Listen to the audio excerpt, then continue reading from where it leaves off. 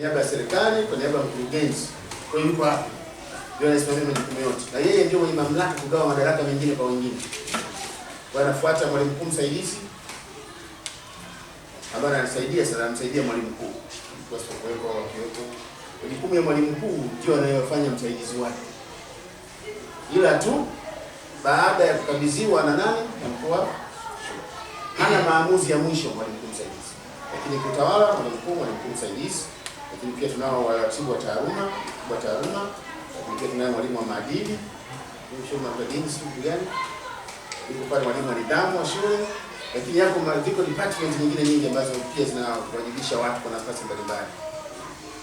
Mwalimu wa mazingira, mwalimu wa usafi, mwalimu wa nini na vitu vingine kama hivyo.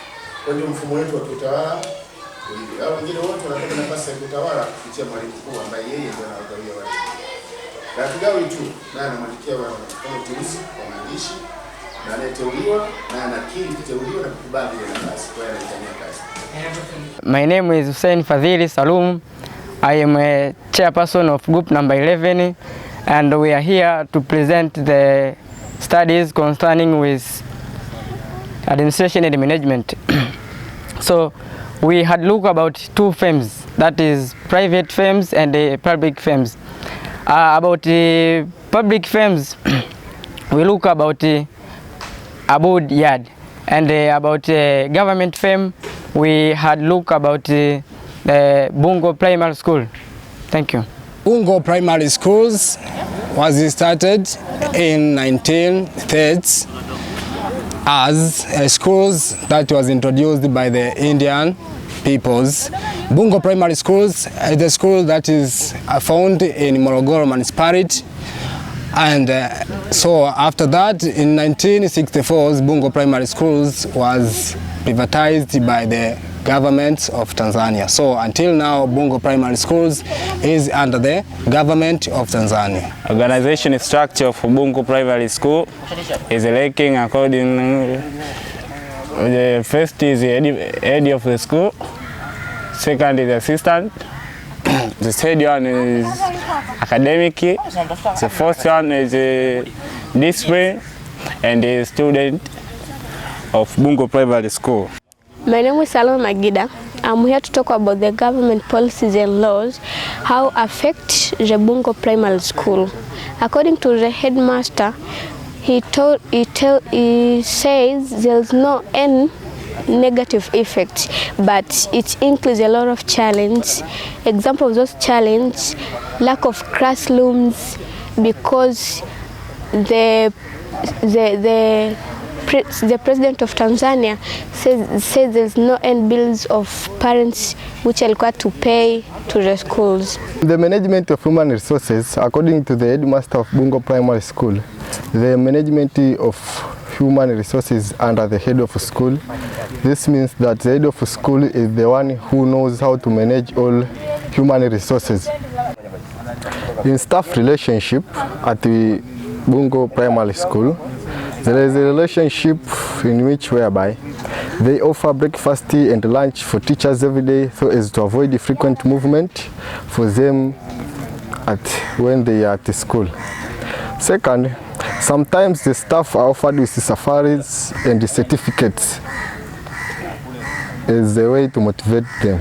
Financial management at the Bungo Primary School are all directed by the government on how the subsidy shall be used. Example, sports and games, buying different equipment such as books and etc. The headmasters, where he or she tells the accountant on how to manage the money accordingly. There are also stakeholders who offer the school financially, especially private sectors, example USAID, TASAF and others, which could help to improve the school in general administration communication of films. They were offered with different networks that could simplify their communication systems to pass information from one person to another.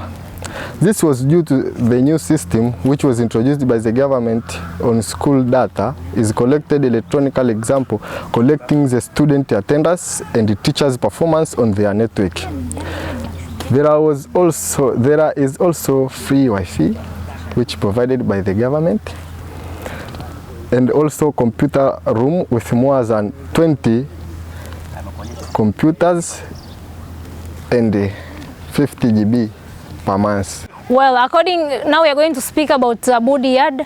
According to Joseph Mongo Joseph, Abudi was firstly introduced as a family group, whereby the family was on charge and controlling under the group. And the organization and management of the group, there are 3 organization and management, whereby there is operation team, management team, and financial team. The management team, it controls all the activities that are done by the Abudi Yard group, and the financial team deals with money and all issues concerning with money, and giving and paying the clients who are working at the company. And the operation team deals with operation activities concerning the transportation system. And according to, in Abudi Yard, they use different techniques concerning their team.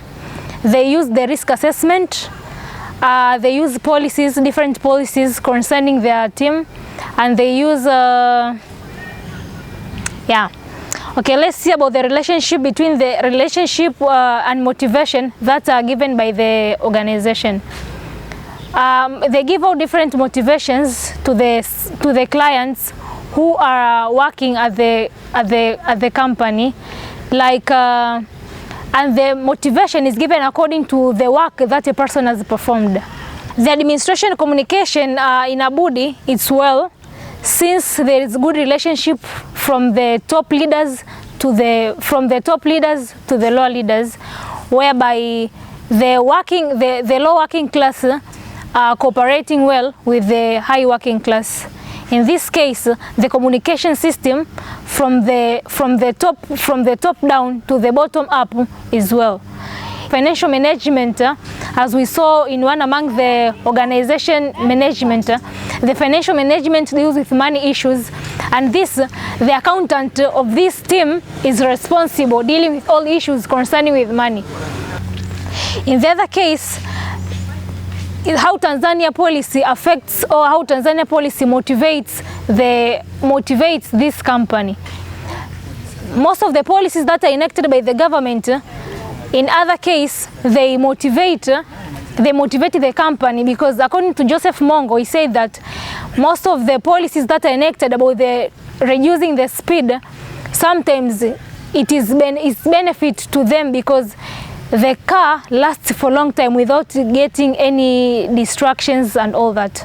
Now there are comparison between of the two films. One of the comparison is that because we heard from the Bungo, and the other one is the Abudi Yard, where there are different comparison of the two selected film. The comparison are such as they are both management teams.